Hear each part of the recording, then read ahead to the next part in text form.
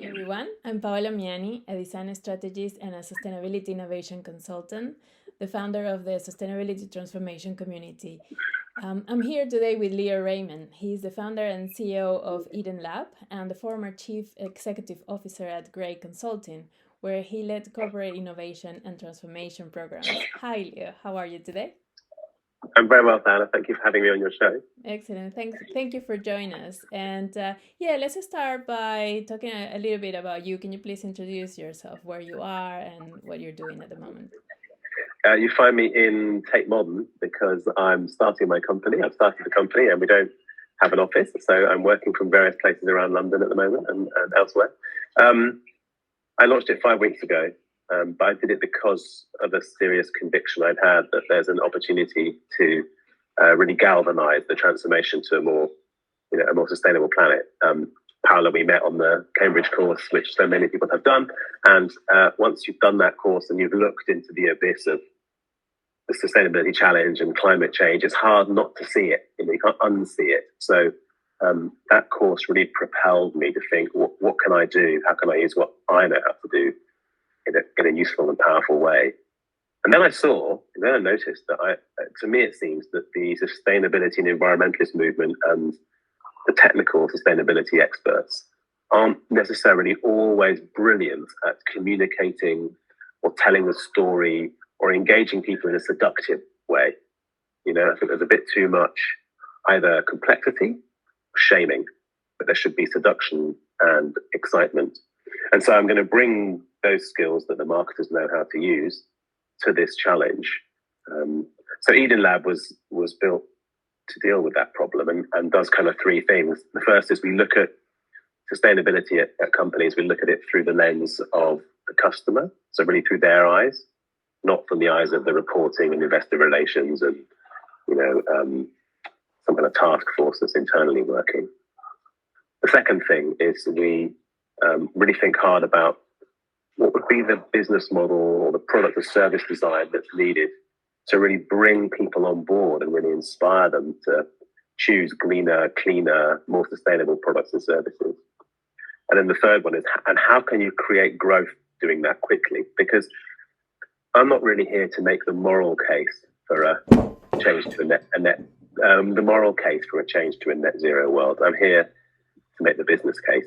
And then the ethics, I am driven by the ethics of it, but that's not the way I think to sell it to companies.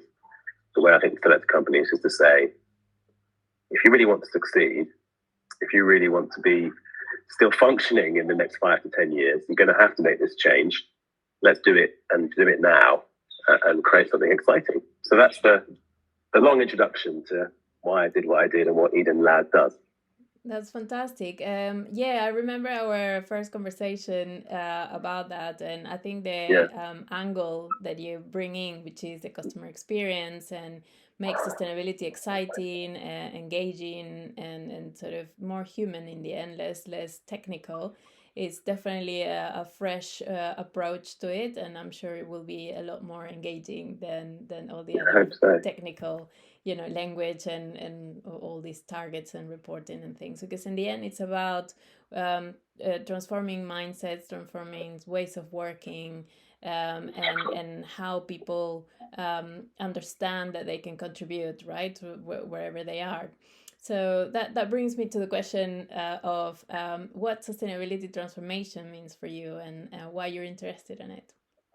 Wow, that's a great question.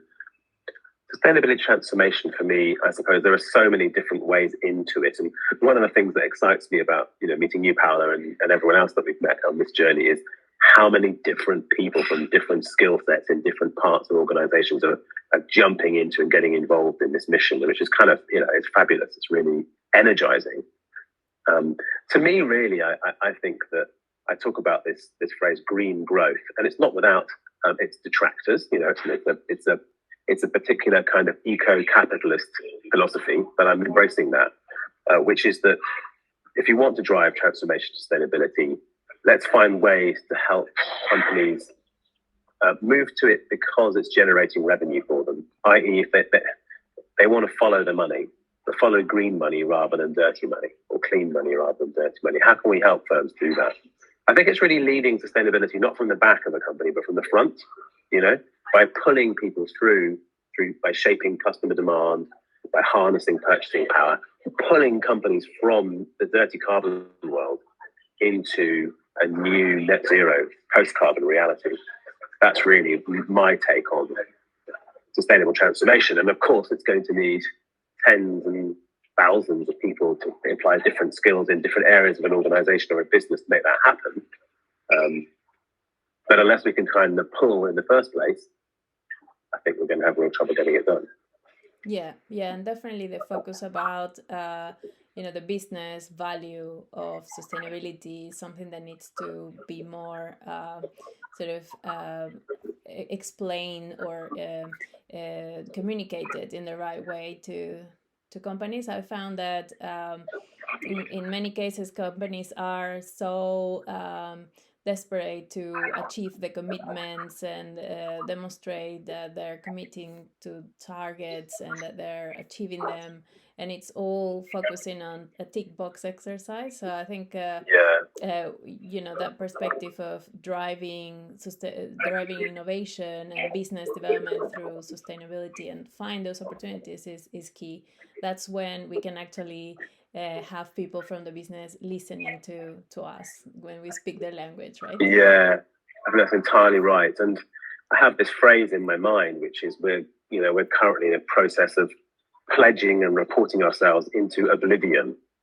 Like we're doing all this stuff, but how much difference is it really making? I mean, hands up who thinks we're really going to hit 1.5 degrees only warming. I mean, I'm afraid I'm pessimistic about that, really. So much effort's been put in, so much good, important technical effort. But it's seen as arse covering, to use the language, I'm afraid, or greenwashing, or my favorite phrase, green wishing. Like, I wish I was green, we'll make this campaign, this ad, we'll do this thing, but it's not real. It's not real enough. And I just don't think that pushing from the back is enough. We need to lead from the front, like I said. How can you make it something that the leadership of a big business wants to do?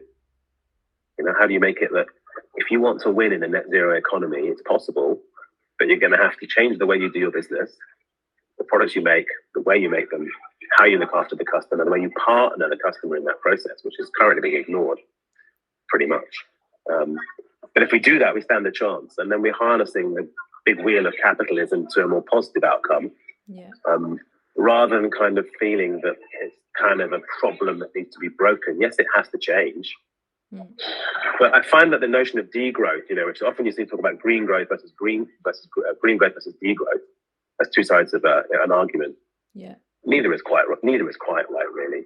We need to think of a new way of what growth means for our societies, for our cities, for our people, for our companies, and for us as individuals. And there's not enough discussion about that, I don't think.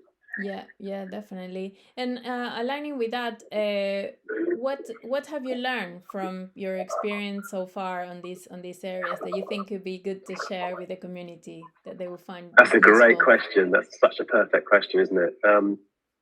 Wow, I feel like I've absorbed and learned so much in the last 6 months, 12 months. I'm sure you have, but it's hard to boil it down. I suppose, let me think of 3 things that I think are really powerful lessons.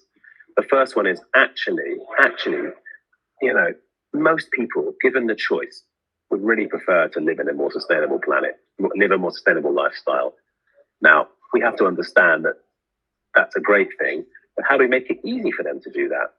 At the moment, there's too many price barriers, there's too much inconvenience involved.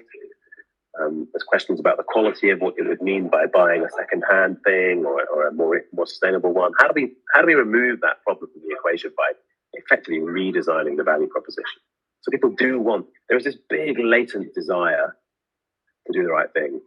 It's not currently being unlocked effectively by companies. And that is, I think, companies like to think it's because customers won't close the say-do gap. We talked about this a lot. Everyone talks about it.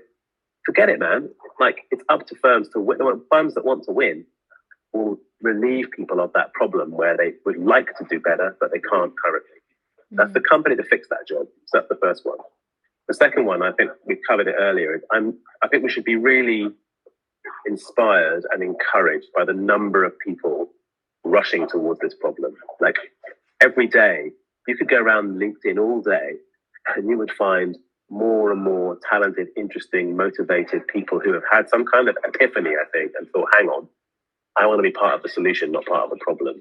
And that's an amazing thing. Like the human energy heading towards this is really encouraging. I read somewhere, I think you've probably seen, that apparently there are more people now working in climate tech than working in fossil fuel. I'm not sure if that's true, but it's a great stat if it is true.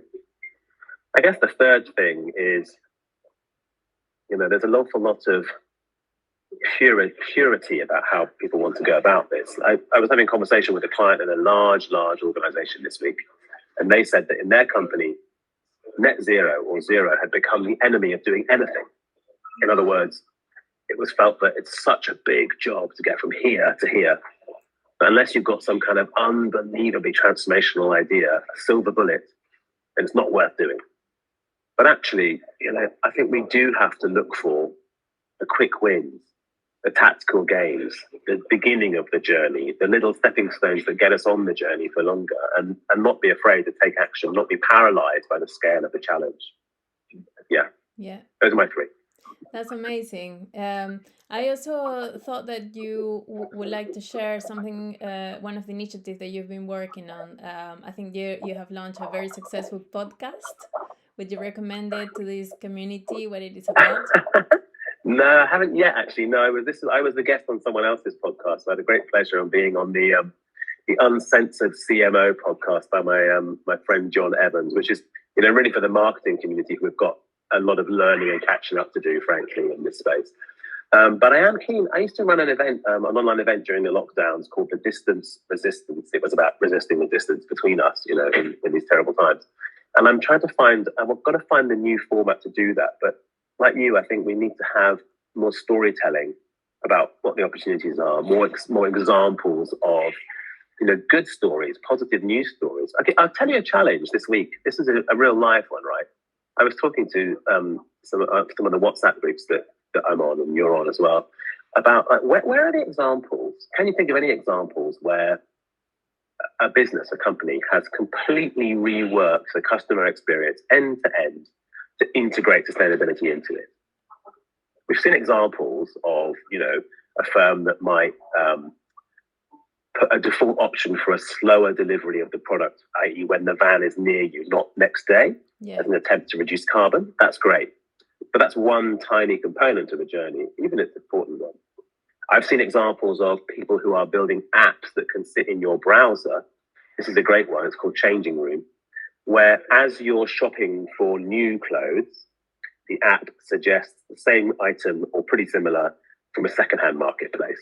So that's another brilliant intervention. But where are the examples of really good end-to-end sustainable customer experience? I call it SCX. Where is the SCX example? I've asked people and no one can really give me any. And that means either my friends don't know or I'm not speaking to the right people. Those are probably also true.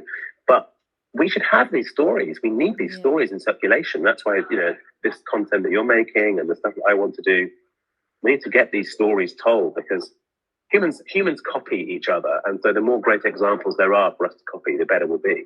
Yeah, totally. Let's start collecting those stories then. Between and that's what this is, right? This is a version of doing that. I think they're doing a brilliant job by creating kind of forums for those kind of conversations to happen.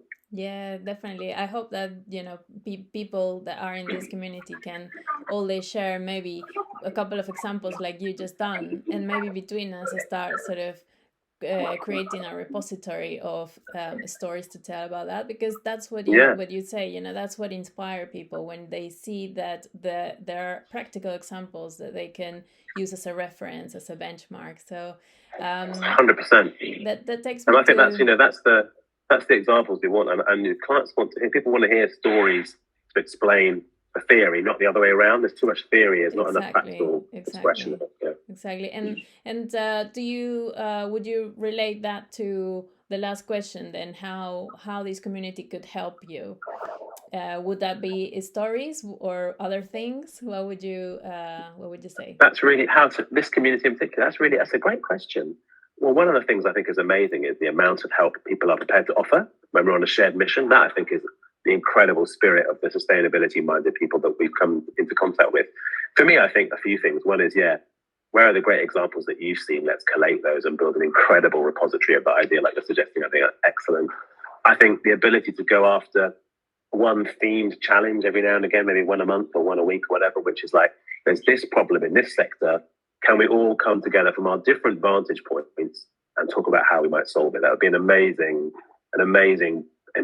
sort of collection of powerful brains on a new problem. And you know that theory, that's not theory, it's true. The more different perspectives you have on a problem, the quicker and better you solve it. Yeah. So that would be an amazing power for that group. It's like a superpower for this group. Yeah. And I think just being there for each other is like a support network and a chance to connect to other people of similar minds and with great expertise. That would be kind of cool. Awesome. And what would you offer to the community? What one thing that you think you can offer? Other than the sound of someone fixing the Tate Gallery wall.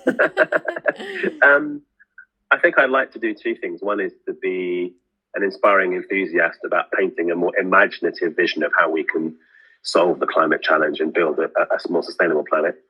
And really bring that optimism and that can-do attitude. Not naive optimism, but at least that can-do optimism. That's one thing. And the other, I think, is just to bring that combination of, marketing, branding, innovation, lateral thinking skill set that's really sorely needed in the challenge that we face, and offer that into the group. And I'm more than happy to do that. Awesome. Fantastic. That's really, really great to hear. Thank you very much for your time, Leo. It's been amazing. Thank you. A total pleasure to catch up with you as always. And yeah, looking forward to continue the conversation in the post, in the comments. It's amazing. Thanks, Paola. Speak to you soon. Thank you. Speak to you soon.